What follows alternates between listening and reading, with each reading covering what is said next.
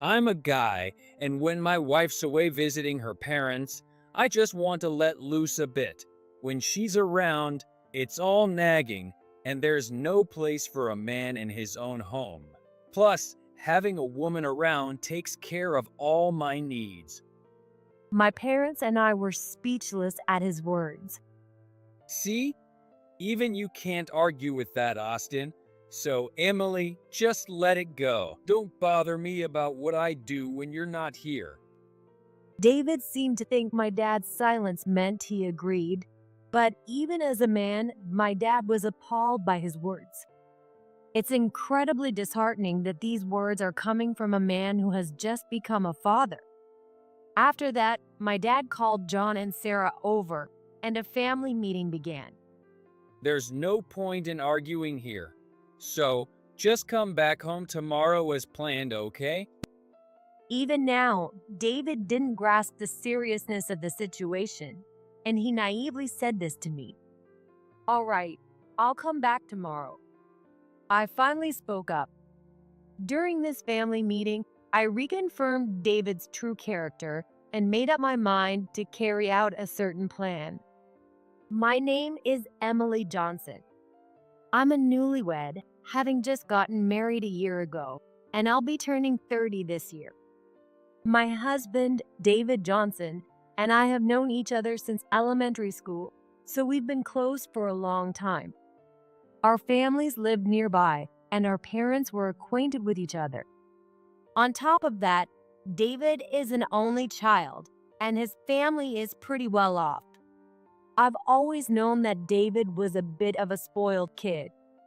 We started dating in the spring right after we graduated from high school. We had a farewell party for classmates who were moving away for college or work, and that's when he confessed his feelings to me. We went to different universities, but since we were in the same state, we started dating. However, we actually broke up after a year. I started to feel unsure about continuing our relationship and whether marrying David was the right choice, so I ended things with him. David resisted, but I just couldn't see my future with him.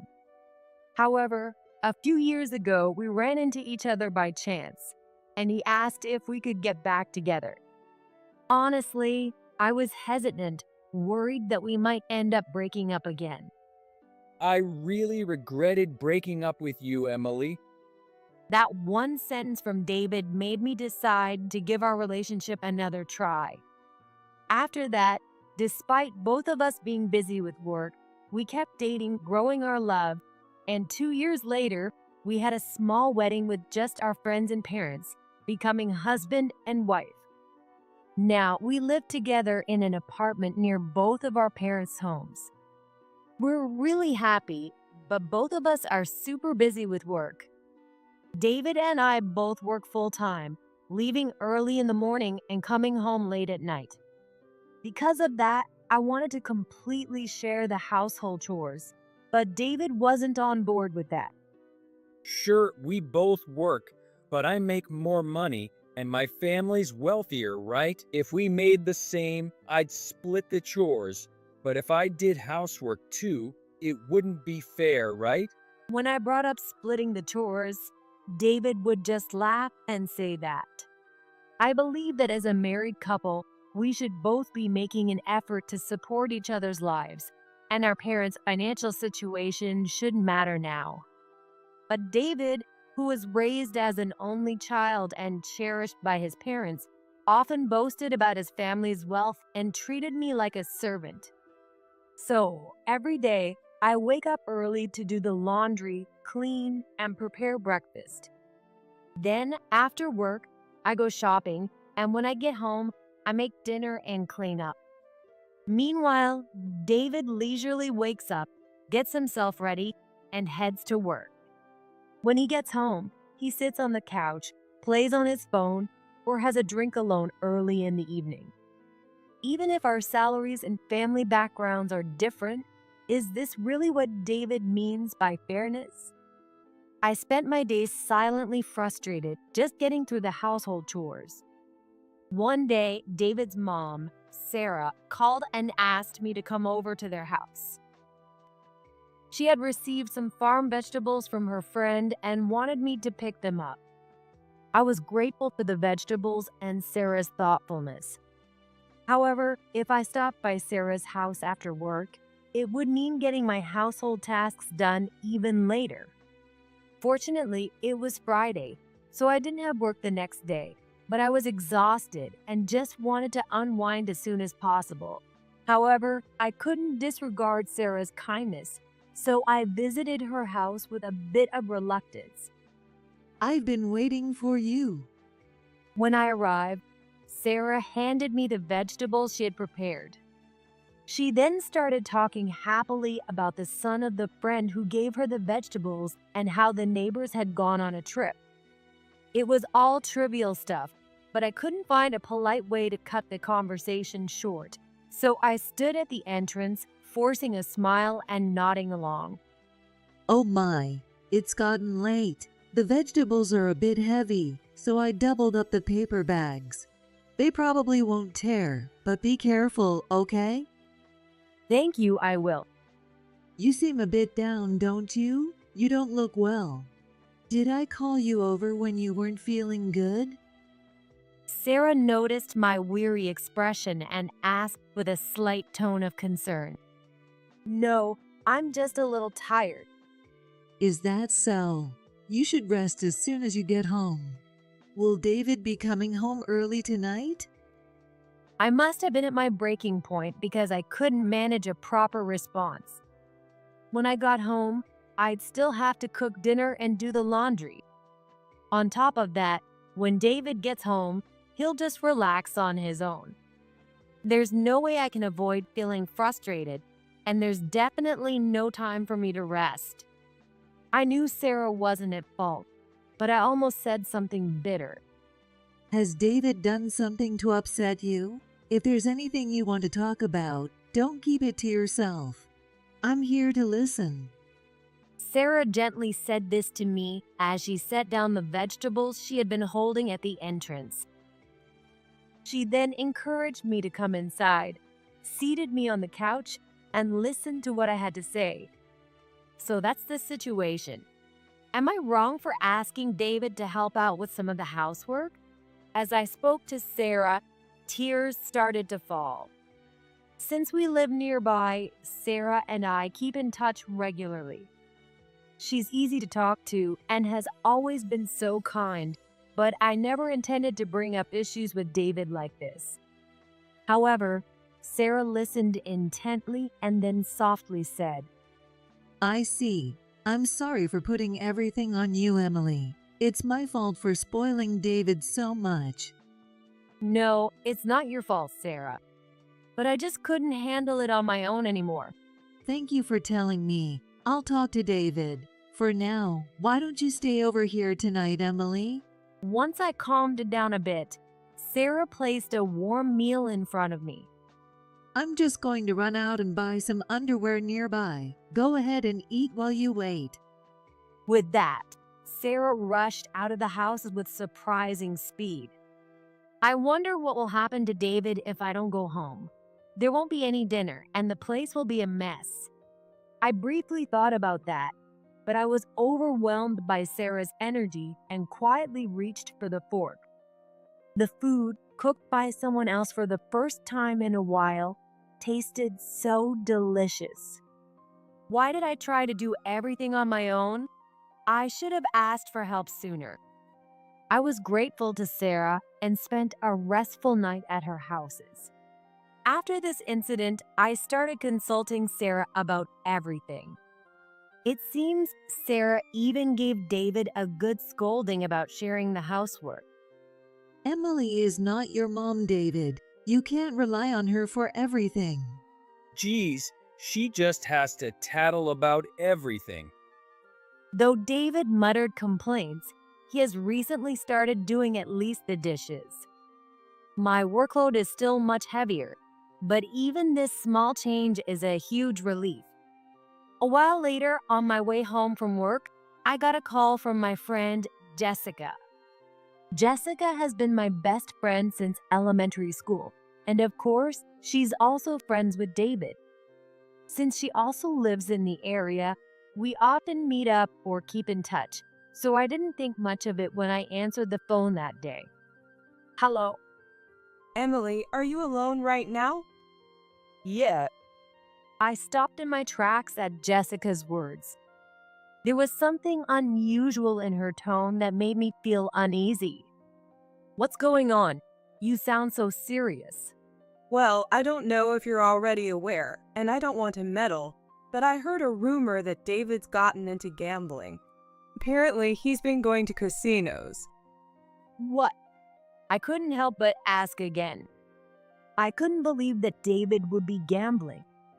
You see, the real reason we broke up the first time was because of gambling. When David was in college, he got hooked on casinos and spent all his earnings there. I lost at the casino and I'm broke. Could you cover dinner today? Even when we had plans for a date, I often ended up paying for our meals. We started going out less, and when we did meet, I'd just sit bored next to him as he watched casino videos at home. I knew that if he kept gambling or started betting larger amounts, no matter how wealthy his family was, there was no way we could get married. That's why I broke up with him. I swear I'll never gamble again. Please reconsider. David pleaded with me when I tried to end things, but I couldn't fully trust him, so we broke up. When we decided to get back together, it seemed like David had completely quit gambling. He happily told me he was saving money now, and our mutual friends assured me that David really wasn't gambling anymore. I felt relieved, believing that he had truly changed because of what I said. But now, hearing that he might have started gambling again, it must be some kind of mistake. When I got home, I immediately confronted David. I heard you're gambling again. Are you? David's face briefly showed a look of panic, but he quickly composed himself. It's nothing really. It's all within my allowance. I'm not betting everything like I did back in the day. Even so, you promised you wouldn't gamble anymore. My anger caught him off guard, and his calm demeanor faltered. But then he snapped back, raising his voice. Stop nagging. Fine, I'll quit, all right? What kind of response is that? You're not even sorry. I said I'd quit, so just leave it. You're such a pain. I was really ticked off, but I held back my anger. I was hurt that he broke his promise, but the truth is, I was pregnant at the time. David said he'd quit gambling, and unlike when we were just dating, getting a divorce wasn't something I could easily do. If you do it again, we're getting a divorce. Yeah, if that happens, we'll get divorced, whatever. I sighed at David's lack of understanding of my feelings. He wasn't like this before. How did things change so much? Oh, and don't tell Mom about this. That's the end of it, got it? Unfazed, David threw these words at me as I sat there, exhausted by his attitude. A few days later, I told David about my pregnancy. Despite the unresolved tension from a recent argument, I couldn't keep the news to myself. When David heard, his eyes widened in surprise, and he was overjoyed. I hadn't expected him to be so happy, and I couldn't help but smile a little too. I figured out why you were so angry the other day. It must have been your hormones out of whack. His words made my face tense up again. I was angry because you broke your promise, not because of my hormones, remember? All right, don't dig up the past. Stress isn't good for your baby. David said with a big smile on his face. I couldn't exactly agree with him, but he was right that staying angry wouldn't do any good. David quickly shared the news with his parents, Sarah and John. They were overjoyed as well. Make sure you're not leaving all the housework to Emily. Sarah warned David, and perhaps because of that, he became more proactive around the house.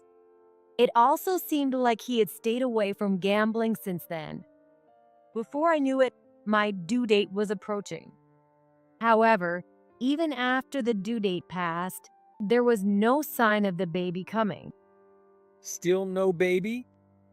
David started getting anxious too. Seeing David like that helped restore my trust in him enough that I could smile, and together we eagerly awaited the birth of our child. I planned to stay at my parents' house after the birth. I had everything prepared for about a month-long stay. All that was left was to wait for the baby to be born safely. 4 days past the due date, my water broke, and I was rushed to the hospital. That very day, a healthy baby boy was born, filling our family with smiles. Take it easy at your parents' place. I'll visit often. David said with a smile as he drove me to my parents' houses on the day I was discharged. Thanks. Don't forget to clean the house while I'm gone. Yeah, I got it. I watched him drive away with a smile, and from that day on, I started my stay at my parents' home. We named our baby boy Scott. Taking care of a newborn for the first time had me completely overwhelmed. However, thanks to my mom's support, I was able to focus entirely on Scott's care, and he grew quickly, eating and sleeping well. David would stop by my parents' house after work or on his days off, spend a little time gazing at Scott, and then head home. Are you keeping the house clean? You're doing the laundry too, right? Yeah, I am. Don't be so naggy.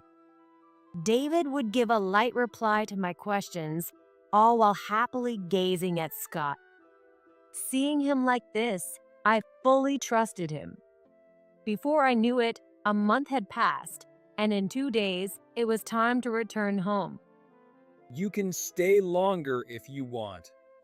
David offered, but I couldn't keep relying on my parents forever. I'll go back as planned the day after tomorrow.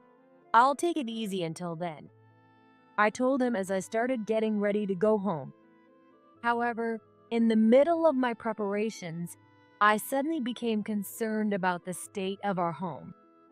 David said everything was clean, but I couldn't help feeling a bit uneasy. If he hadn't kept things tidy, it would be impossible to clean while taking care of Scott. Mom, I'm worried about the houses. Could you watch Scott for a bit while I go and clean up? Of course, sweetie. I know David's at work, but why don't you stop for a cup of tea on the way back?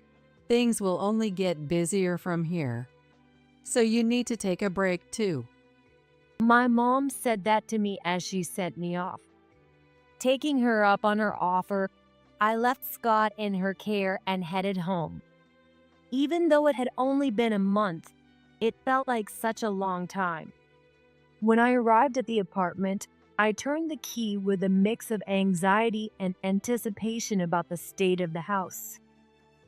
The lock clicked open, and I stepped inside. Hi. But just as I called out, I heard a noise inside the house. Could it be a burglar? I braced myself. Suddenly, David came rushing out of the bedroom in a panic. Emily, what are you doing here? You weren't supposed to come back until the day after tomorrow. His hair was disheveled, and he was dressed casually. I couldn't help but widen my eyes in surprise. What about work? David stiffened slightly at my raised voice and began to speak. Well, I figured I wouldn't be able to sleep with Scott around, so I thought I'd get some rest now. I took a vacation day. But the way he stammered and kept glancing toward the bedroom made me feel uneasy. Is there something in the bedroom? What? No, I mean, Wait a minute. Someone's in there, right? As I said this, I pointed to the floor. I hadn't noticed it earlier, but there was a pair of women's sandals lying there. I had a similar pair, but mine weren't this worn out. there's no one here, I swear. Move aside. I pushed David out of the way and stormed into the house. Wait, the bedroom is a mess. David frantically tried to stop me, but I shoved him aside and opened the bedroom door. There, I found a woman in her underwear. "Who are you? What are you doing in my house?" I yelled as I stepped into the bedroom, crushing the woman's scattered clothes underfoot. Well, The woman's eyes darted to the clothes beneath my feet. David, in a panic, tried to pick them up, so I deliberately sat down on the clothes and pulled out my phone. Hey, move! Those are Grace's clothes. Grace? Oh, you mean the woman in her underwear?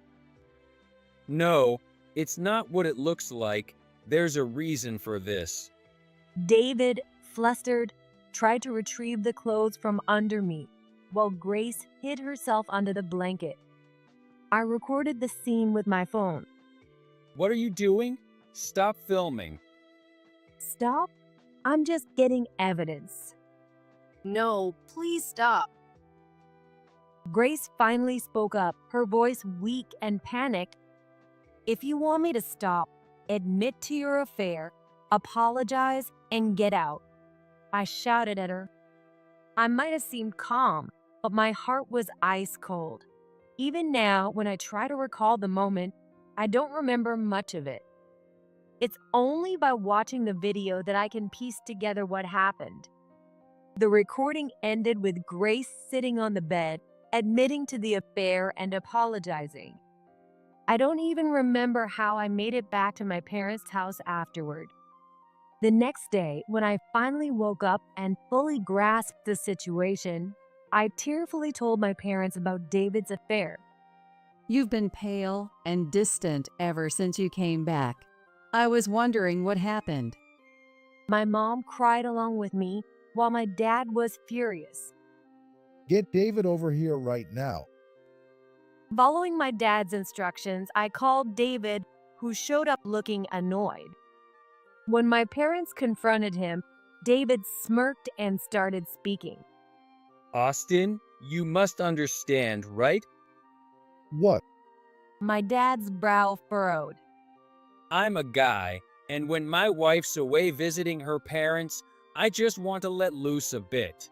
When she's around, it's all nagging, and there's no place for a man in his own home. Plus, having a woman around takes care of all my needs. My parents and I were speechless at his words. See? Even you can't argue with that, Austin. So, Emily, just let it go. Don't bother me about what I do when you're not here. David seemed to think my dad's silence meant he agreed. But even as a man, my dad was appalled by his words. It was disgraceful to think that this was the same man who had just become a father. My dad immediately called Sarah and John over. I remained silent as our family meeting began. You're all overreacting. David grumbled, dissatisfied with our actions. But when John and Sarah heard what happened, they rushed over, looking panicked. We can't let Emily and little Scott go back to David in this situation. My parents said, standing firm while clearly angry. Sarah and John turned pale, repeatedly offering their apologies. They were likely just as shocked by David's behavior as we were. Amid all this, David spoke up. There's no point in arguing here. So just come back home tomorrow as planned, okay? Even now, David didn't grasp the seriousness of the situation, and he naively said this to me. "All right, I'll come back tomorrow." I finally spoke up. During this family meeting, I reconfirmed David's true character and made up my mind to carry out a certain plan. However, David, completely oblivious to what I was really thinking, seemed satisfied with my response. Neither my parents nor Sarah and John said anything, leaving the room in silence. The next morning, I returned home early. Grace had left in such a hurry that she left her toothbrush and underwear behind. It was as if she had been living there. No wonder. Thanks to Grace, the house wasn't as messy as I had feared. David must have encouraged me to take my time at my parents' place to avoid disrupting his fun life with Grace. Living with Grace must have been fresh and exciting for him. The thought of them living together and cheating in our home made me sick. Yet David seemed pleased with my return. I knew choosing you was the right decision. I wasn't wrong about you. After all the complaints and hurtful words he's thrown at me, now he says this? I can't believe his nerve. And as far as I'm concerned, choosing David was nothing but a mistake.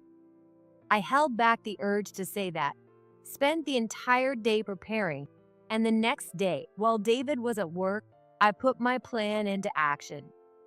I left the divorce papers behind and returned to my parents' house. When Jessica heard what had happened, she, along with her husband Kevin and some friends, helped me move out. This is absolutely unbelievable. If people think all guys are like this, it's just the worst. Kevin was also appalled and furious at David's behavior. I took everything I had bought with my own money, such as the washing machine, vacuum cleaner, and refrigerator. I left the bed behind since, to me, it was now just trash. Thanks to everyone's help, everything was quickly moved into my parents' house. I had already informed my parents that I would be moving back.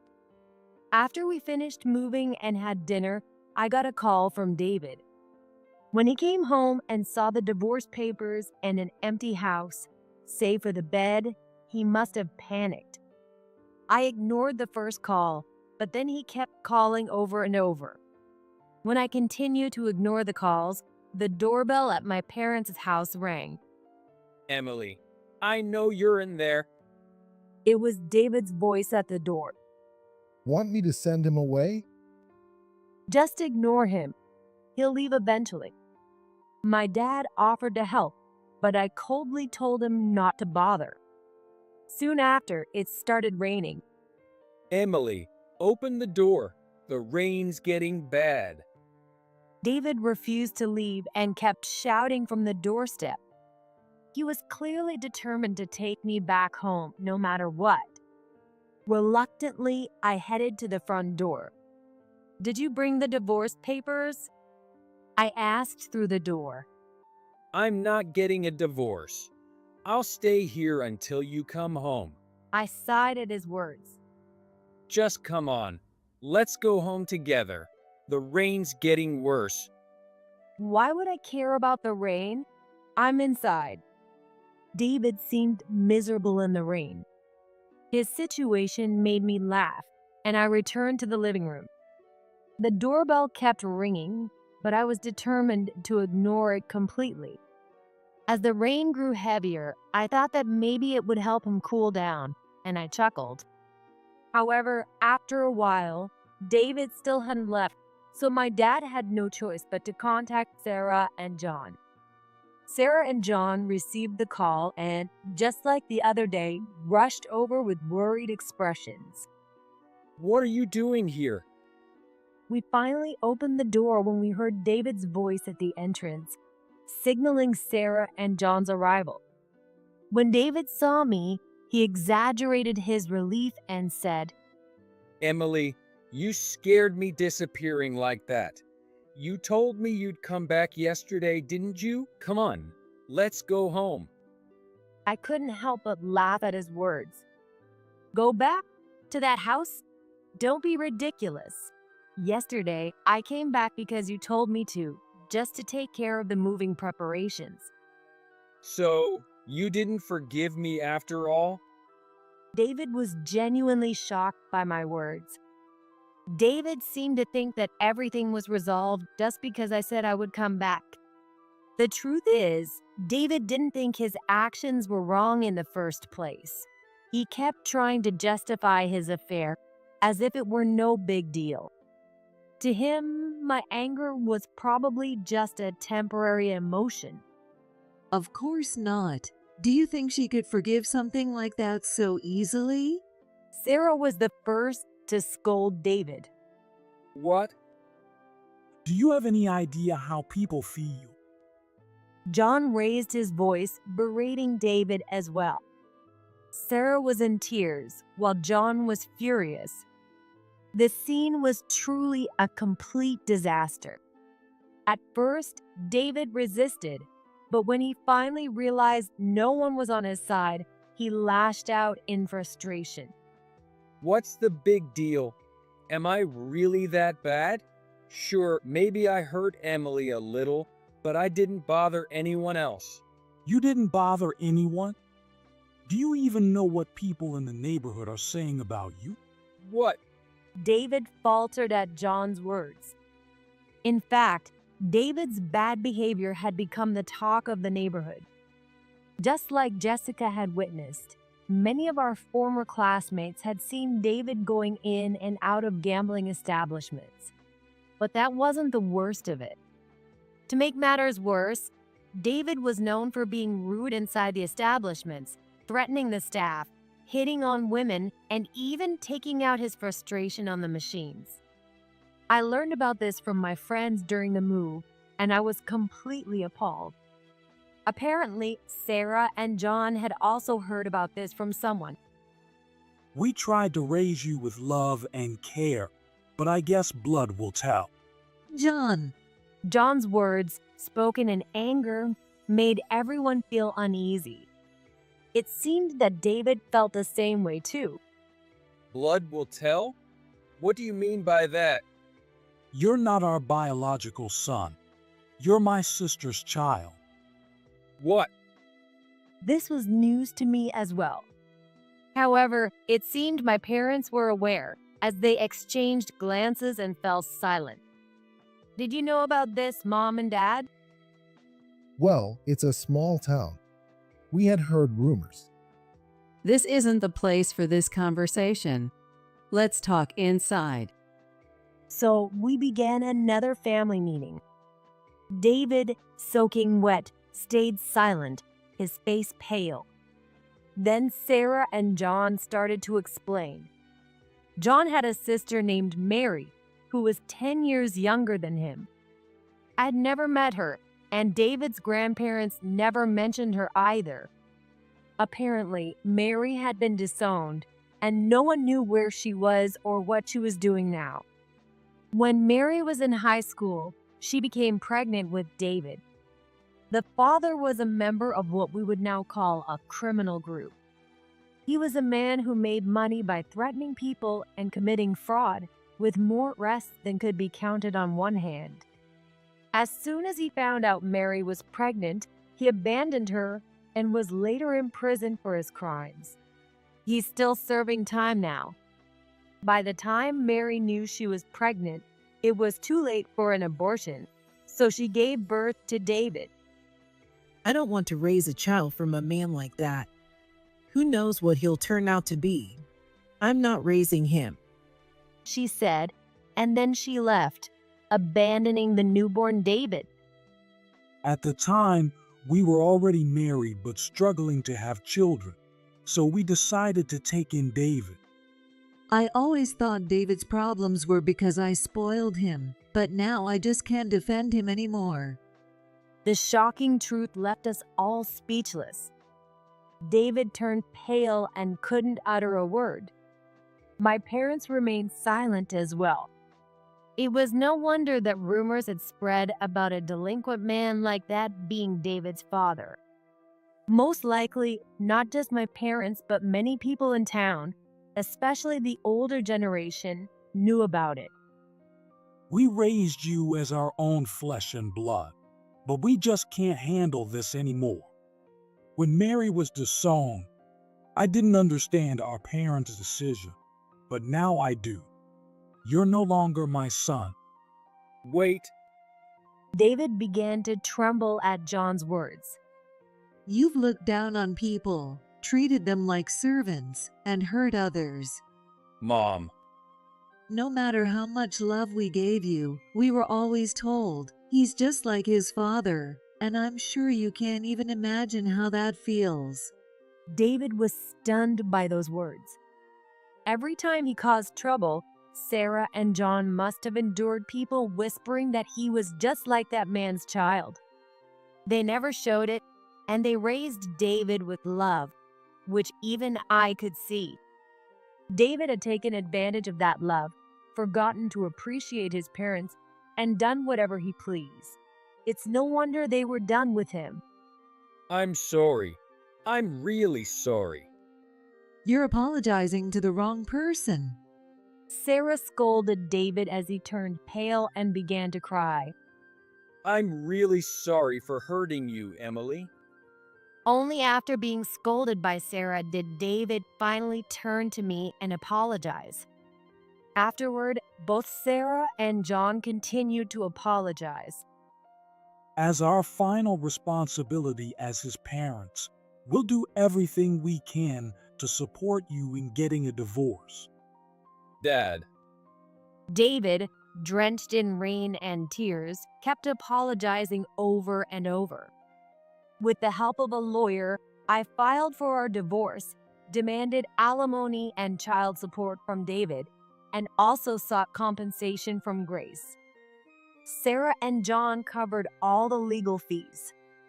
Grace paid the $20,000 I requested, but David was slow to make his payments. Seeing this, John and Sarah paid the alimony and child support using the money they'd saved for David. I can't accept money from you, John and Sarah, I said to them, but they both insisted. This is David's money. We saved the allowances and gifts he received. We plan to use it to help him if something happened. But if we don't use it now, the money would be meaningless. With those words, I decided to accept the money. At first, David was against using that money for alimony and child support. Then, how do you plan on paying me? Only after hearing that from me did he finally agree to the payments. It was unlikely that David would be able to continue making monthly child support payments. Although the amount wasn't exactly what I wanted, I decided it was better to receive a lump sum now rather than deal with delayed payments and frustration later. So I had him pay all the child support at once. After that, I began a new life with Scott and my parents at their home. But the story doesn't end there. 2 months later, David showed up at my door again. Emily, let's start over. I realized I can't manage without you. It was almost the same line he used when he begged me to take him back before, but I wasn't falling for it this time. What do you mean you can't manage? I asked firmly, and David hesitated for a moment. Well, I don't know how to handle things like utility bills and stuff. What? You can figure that out on your own. What you need isn't me, it's basic life skills. I actually knew that the rent and utility payments for the apartment hadn't been processed. I had stopped all the automatic withdrawals from my account. I couldn't imagine that David had taken care of the arrangements afterward. After all, he had always left everything to me, so now he had no idea what to do. All you have to do is switch the payments to your own account. It's not that hard. Well, yeah, but I don't know how to do that. That's not my problem. You need to start learning. David might have thought I would help him, but I had no obligation to do so. Whatever happens to him now is none of my concern. His parents have cut him off, and word has spread among his friends, who are all distancing themselves from him. I can't believe I had to pay alimony just for sleeping with a guy like David. It seems Grace said that to him and then broke up with him. While Grace also needs to reflect on her actions, it's satisfying to know that David doesn't have anyone left in his corner. Make sure you pay the rent before you get evicted, I said, ready to end the conversation. Then, could you lend me some money? David's next words were beyond belief. What? I don't have any money left because I paid you. That's not my problem. Besides, don't you have some savings? David hesitated before answering my question. Well, the thing is, I lost it all gambling. What? I was completely dumbfounded. At the same time, I couldn't help but laugh. You've lost everything because of your own actions. This is what they call reaping what you sow. Just make sure you don't get involved with any shady loan sharks. David had lost everything because of his behavior. He had always struggled to apologize or reflect on his actions, but this incident was probably a significant wake-up call for him. I hoped that this would finally make him learn something. In the end, David filed for bankruptcy. It seems he genuinely didn't know how to handle the paperwork, but in reality, he probably didn't have any money to pay in the first place. He was evicted from the apartment and became a laughingstock among his friends. His behavior toward me became the talk of the neighborhood, and it seems he felt the shame of it all. Afterward, David moved away, almost as if he were fleeing. I don't know where he is now or how he's living, but the fact remains that he is Scott's father. I hope that he can turn his life around and become a better person. Scott is growing up well. Although the words "blood will tell" that Sarah and John said to David still linger in my mind, I believe that David's problems stemmed more from his character than from anything else. He just couldn't accept the love they gave him. It wasn't about blood. It was about David himself. I still keep in touch with Sarah and John. Even though David's ties with them have been severed, Scott still sees them as his beloved grandparents. Of course, he feels the same way about my parents too. Scott will grow up receiving love from everyone around him. I want our whole family to be there to watch over him as he grows.